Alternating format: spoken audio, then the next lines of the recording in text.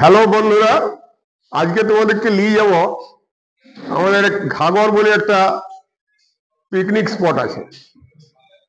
খুব সুন্দর picnic spot, যদিও সেখানে অন্যান্য পরিকাঠামো নাই কিছু, কিন্তু অতি সুন্দর জায়গাটা। এটা শিলাবতী নদী।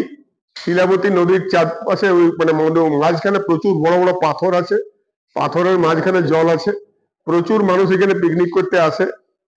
তালডাংরা ব্লক, সিমলাপাল ব্লক, এই দুটো ব্লকের মানুষই প্রচুর পরিমাণে এখানে পিকনিকে আসে।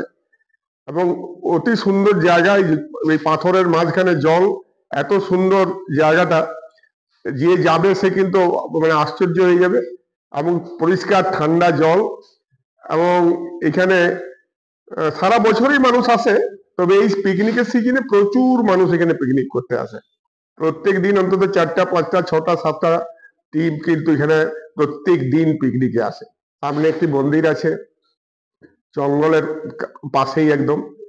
মন্দিরটি হচ্ছে মা গঙ্গার মন্দির, এবং খুব সুন্দর মন্দির, আপনারা দেখুন। আর এই জঙ্গল আছে, এই মানুষ আসছে। এই হচ্ছে নদীটা, মূল যেটা নদী,